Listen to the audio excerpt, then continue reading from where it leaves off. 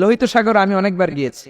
Red Sea, it's a border sea between KSA, the Kingdom of Saudi Arabia, and the Arab Republic of Egypt. মিশর এবং Saudi আরবের মাঝখানে border সাগর, এটা লোহিত সাগর। এটার এই মাথায় দাঁড়ালে ওই মাথায় সৌদি আরব। সুবহানাল্লাহ কইবেন না?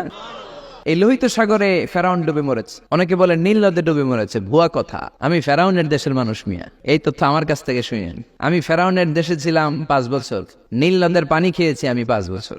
সরাসরি নীল নদ থেকে নিয়ে খাই নাই। আবার মিশরের সরকার রিফাইনিং করে, পরিশোধন করে পাইপলাইনের মাধ্যমে গোটা মিশরে ছড়িয়ে দিয়েছে। নীল নদ লম্বায় সবচেয়ে বড়, আড়াআড়িতে বড় নয়। আপনি ভালো সাঁতার জানলে আড়াআড়ি পাশের দিক থেকে আপনি নীল নদকে ক্রস করে ওদিকে চলে যেতে পারবেন। কিন্তু লম্বা এটা 6695 কিলোমিটার লম্বা, পৃথিবীর সবচেয়ে বড় নদ। এটা জান্নাতের নদ। বিশ্বনবী যখন মেরাজে গেলেন, 2টা নদী সিদরাতুল মুনতাহা থেকে জান্নাতে চলে যায়, আর 2টা নদী জান্নাত থেকে পৃথিবীর দিকে নামে। বিশ্বনবী ডেকে বললেন, জিব্রাইল, যেই 2টা নদী জান্নাত থেকে দুনিয়ায় নামে, এই নদীটার নাম কি? বিশ্বনবী বললেন, একটা ইরাকের ফোরাত নদী, আর একটা হলো আপনার ভাই মুসার দেশ মিশরের নীল নদী। কোন সুবহানাল্লাহ। ফেরাউন বলল, আমি জীবনে মুসারে আসতে দিব না পৃথিবীতে। আল্লাহ বললেন, তোর ঘরে আমি মুসারে বড় করে ছাড়বো। কোন ঠিক কিনা? মুসার মা মুসা আলাইহিস সালামকে সিন্ধুকে করে এই নীল নদে ভাসিয়ে দিয়েছেন। ফেরাউন এই নীল নদে মরে নাই, সে মরেছে লোহিত সাগরে মরে। বিশাল লোহিত সাগরে রাস্তা হয়ে গেল।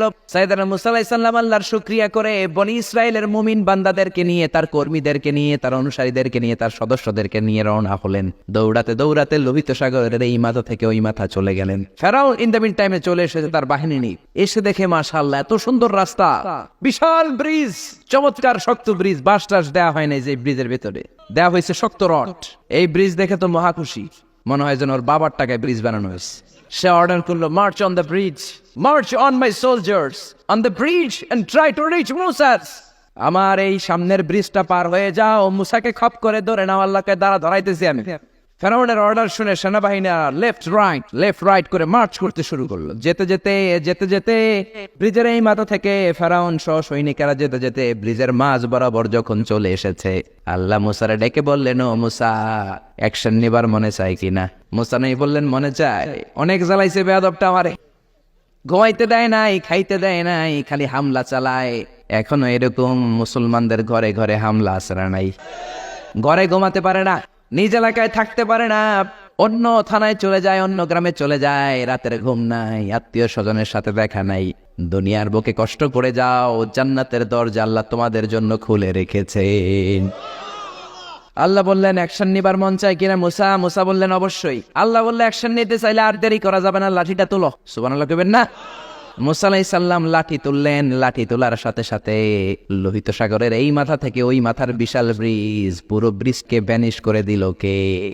উদাও, কোনো ব্রিজ নাই, শূন্যের মধ্যে সবগুলো থপাস থপাস করে পানিতে পড়তে শুরু করেছে। ও মিয়া, লোহিত সাগর এটা বাংলাদেশের পদ্মা যমুনার মতো হবে মনে হয়, তাহলে মেঘনা নদীর মতো, ব্রহ্মপুত্র, কপোতাক্ষ নদ, বিশাল বড় সাগর, কোনো কুল কিনারা পায় না। আবার মেঘনা নদীর মতো হলে মিঠা পানির পানি গিলে গিলে খাওয়া যেত। সাগরের পানি কি মিঠা পানি নাকি লোনা পানি? কিন্তু লোহিত সাগরের লোনা পানি, লবণ পানি আর খেতে পারে না। এক ঢোক ভিতরে যায়, বমি করে 2 ঢোক ফালায়।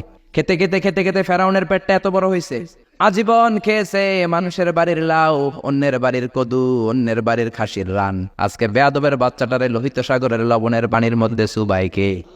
পানি খেতে খেতে পেট এত বড়। এবার হাত তুলে কয়, আমি ভালো মানুষ। কি বলে? আমি ভালো মানুষ, আমি ঈমান আনলাম। বনি ইসরাইলের লোকেরা যার প্রতি ঈমান এনেছে, মুসার রব, হারুনের রব, ওই আল্লাহর ছাড়া আমি কাউরে মানি না। কত ভালো মানুষ দেখছেন? আল্লাহ বললেন, no, the time is up, the time is up, I never accept your ঈমান নাও। এখন তোর ঈমান আমি কবুল করব না। জিব্রাইল রে বললেন, ওর মাথাটা একটু ঠাইসা দাও, আর একটু সুবা দিয়া, আর একটু লোনা পানি খাওয়া। জিব্রাইল কিছুই করলেন না, ওইটাতে এমনি শুধু ভাসতেছে। মাথাটা একটু ঠেসে ধরলেন, আর কয়েক ঢোক পেটের ভিতরে ঢুকায় দিল কে? আল্লাহ বললেন, ফালইয়াউমা নুনাজ্জিকা বিবাদানিকা লিতাকুনা লিমান খালফাকা আয়া। ও ফেরাউন, তুই মরে গেলি, কিন্তু তোর লাশকে আমি মারবো না। তোর লাশটা গলবে না, পচবে না, কোনো কীট পতঙ্গ তোরে খাবে না, কোনো তিমি মাছ তোর দেহের মধ্যে তার জিহ্বা লাগাবে না। কিয়ামত পর্যন্ত তোর চাচাতো ভাই, খালাতো ভাইদের জন্য তোর দেহটারে আমি শুটকি বানিয়ে রাখলাম। আজও ফেরাউনের লাশটা রয়ে গিয়েছে। আমি নিজ চোখে ফেরাউনের লাশ দেখেছি। মিশরের রাজধানী কায়রোর তাহরির স্কয়ারে তাদের যে মিউজিয়াম, ন্যাশনাল মিউজিয়াম এর রয়্যাল মমিস চেম্বারে, আমরা তো আজহারের ছাত্র, ফ্রিতে ঢুকতাম, ফ্রি ঢুকছি, ফ্রি লাশ দেখেছি। পুরো দেহটাকে ব্যান্ডেজ করে রাখা হয়েছে। ফেরাউনের চারদিক দিয়ে আমি ঘুরলাম, এমনি রয়েছে এমনি। আমি কই ফেরাউন চাচা কেমন আছো? কোনো কথা নাই। আমি বললাম আমাদের লিডার মুসারে তুমি কম জ্বালাও নাই, গ্লাসের মধ্যে তুমি আটকানো, যদি তুমি গ্লাসের ভিতরে না থাকতা তোমার ঠ্যাং হাত একটাও থাকতো না, এখন ঠিক কিনা? গোটা বিশ্বের মানুষের ঘৃণা লানত তার উপর। ওই ফেরাউনের মতো এখনো যারা আছে তারা চলে গেল, তাদের প্রতি এরকম ঘৃণা থাকবে, চিল্লায় বলেন ঠিক কিনা? ফেরাউন চলে গিয়েছে, নমরুদ চলে গিয়েছে, কিন্তু ফেরাউনের চেলারা আশ্রা নাই, নমরুদের চেলারা আশ্রা নাই। যুগে যুগে ফেরাউন থাকবে, নমরুদ থাকবে, আর তাদের বিরুদ্ধে আপনাদেরকে মুসা আর ইব্রাহিমের ভূমিকা পালন করতে হবে, চিল্লায় বলেন ঠিক কিনা? এই পৃথিবীটা থাকার জায়গা নয়। ফেরাউন তার জলজ্যান্ত প্রমাণ। অনেকক্ষণ আমি তাকিয়ে রইলাম জাহান্নামের এই নরক ইট্টার দিকে। শুটকি মানুষ, একটা মানুষ মরে যাওয়ার পরে মাছ যেমনি আমরা শুটকি বানাই, ফেরাউনকে কিয়ামত পর্যন্ত শুটকির মতো বানিয়ে দিয়েছে কে?